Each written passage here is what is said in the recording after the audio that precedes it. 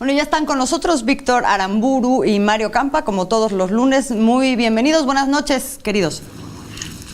Hola, buenas noches, Azul. Buenas noches. Buenas noches. Pues ahí estábamos viendo 3 elementos, variantes en el mundo, nuevas restricciones que pareciera una especie de tendencia en algunos países para enfrentar esta nueva ola de contagios. Y por otro lado, todo lo que tiene que ver con las vacunas. A ver, ¿por dónde quieren empezar? ¿Qué dimensión le ven a estos elementos en el marco, en el contexto, pues, de enfrentar la pandemia desde el punto de vista mexicano? No solamente desde el punto de vista de salud, sino también del económico. Víctor. Pues mira, desgraciadamente el turismo es una de las industrias que más se está perdiendo, no solamente en México, sino en todo el mundo. De lo que se sabe es que el PIB turístico cayó el 47% para el segundo trimestre, ¿no? O sea, es muy superior a la caída que ha tenido la economía en su conjunto. Y si vemos, bueno, de estos países que están poniendo restricciones, pues en realidad Cuba no es, o sea, una fuente principal del turismo, ¿no? En todo 2019 hubo 136,000 visitantes. Y pues en lo que va que hasta los datos más recientes que tenemos, que es de noviembre, pues han llegado 4,000, entonces en realidad no es tanto. Canadá sí ya nos empieza a pegar más, llegaron alrededor de unos 2 millones en 2019, en 2020 cayó la mitad, en noviembre, que es el dato más cercano que tenemos, llegaron 232,000, para noviembre de 2019, perdón, pero pues en 2020 pues son 20,000. Entonces, ahora, ¿cuánto gasta un turista promedio? Pues más o menos unos $800, $900, ¿no? Entonces, pues ahí más o menos podríamos hacer un cálculo a ojo de buen cubero, pues, de cuál sería el costo, ¿no? En términos, ya si empezar a haber mayores restricciones, ahí sí, a turistas fronterizos, por ejemplo, ¿no? O sea, gente que viene de Estados Unidos a México y se gasta unos $50, pues es que gastan mucho, pero son millones, ahí sí, literalmente, o excursionistas fronterizos o estadounidenses, ¿no? Que ahí sí es el turismo que no ha caído tanto,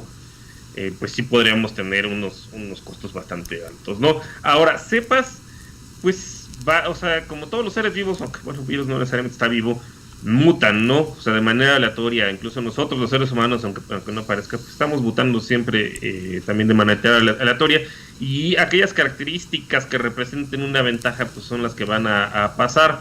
No tenemos mucha información realmente, ¿no? Porque a diferencia de otras enfermedades como quizá la influenza, sí hay pues monitores precisamente para elaborar vacunas posteriormente para las cepas que estén en mayor circulación. Como el COVID o la COVID es una enfermedad nueva, pues todavía no existe ese endemiaje alrededor del mundo, y pues por lo menos tampoco es probable que el bicho se adapte, pues, o que aquellas mutaciones del bicho estén adaptadas para las vacunas, porque realmente la vacunación en general no se ha masificado en ningún país del mundo.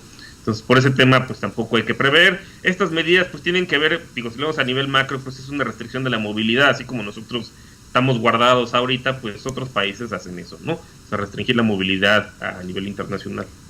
Mario, considerar al turismo como una actividad esencial con esta pandemia, con lo que estamos viviendo en la actualidad, ¿se puede llevar a cabo sin poner en riesgo que existan mayores contagios? ¿Cómo debería ser? Bueno, todo depende, ¿no? El turismo, pues, solemos simplificarlo a una actividad muy general, pero hay muchísimas formas de turismo, ¿no? Hay desde turismo ecológico, en un lugar abierto, descampado, está el turismo de sol y playa, donde puede haber más aglomeraciones, y es el caso quizá, por ejemplo, de Cancún o Los Cabos, que están actualmente siendo afectados. Habrá otro que tenga que ver con gastronomía, turismo deportivo, donde hay espectáculos masivos. Hay distintas formas de turismo, ¿no? Habría que ver ciudad por ciudad, no solamente cuáles son esas actividades, sino que además hay que considerar la etapa pandémica o epidémica en la que están. Que ya se había comentado desde el inicio de la pandemia que el hecho de restringir vuelos tiene más que ver con demostrar que se está intentando algo, suele ser considerado pues más político que costo efectivo, ¿no? El hecho de paralizar aeropuertos y al sector turístico puede ser bastante grave para la economía, sobre todo cuando dura muchos meses.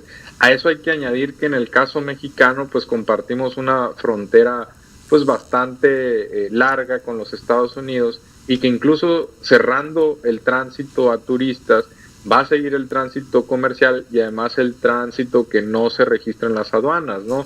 De los migrantes particularmente. Entonces es complicado cuando no eres una isla. En ese caso pues estás relativamente aislado y puedes cerrar aeropuertos, impedir la llegada de cruceros, eso lo facilita un poco, pero en el caso mexicano pues comparte una frontera muy amplia y además porosa tanto en el norte como en el sur, ¿no? Y además pues hay mucha movilidad social de personas buscando también migrar. Entonces eso le añade un eslabón o una capa de complejidad adicional al tema. En el caso, por ejemplo, de Canadá, hacían la pregunta si está influyendo que la campaña de vacunación vaya un poquito más lenta de lo esperado.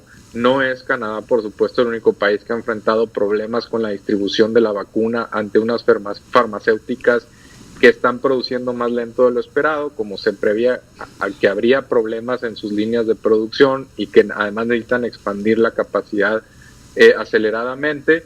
Y Canadá, ante un aumento, un repunte de los casos, y ante una campaña de vacunación un poco errática o con ciertos inconvenientes, pues decidió cerrar los vuelos con México, ¿no? Además, pues también reconociendo que en este país pues también todavía estamos en una parte intensa de la curva. Por supuesto, las campañas de vacunación se espera que se aceleren en los siguientes meses. En el caso particular de México estamos calculando que llegarán 18 millones de dosis entre febrero y marzo, lo cual podría significar vacunar por completo a la población de adultos mayores, y con eso seguramente estamos hablando de escasos 2 meses, ya tendríamos una disminución marcada, esperemos que así sea, en la mortalidad, ¿no? Bueno, pues con eso nos quedamos. Nada más me pareció interesante una cosa que mencionaste, Mario, en el sentido de que los países están eligiendo como la medida de la restricción de vuelos por sobre el requerimiento de presentar las pruebas, cosa que se puede hacer en esta última oleada y que sería más una respuesta política que realmente efectiva en términos médicos. Me quedo con eso y lo seguiremos platicando. Víctor, Mario, muchísimas gracias por estar con nosotros esta noche. Hasta luego. Gracias a ustedes. Que estén muy bien.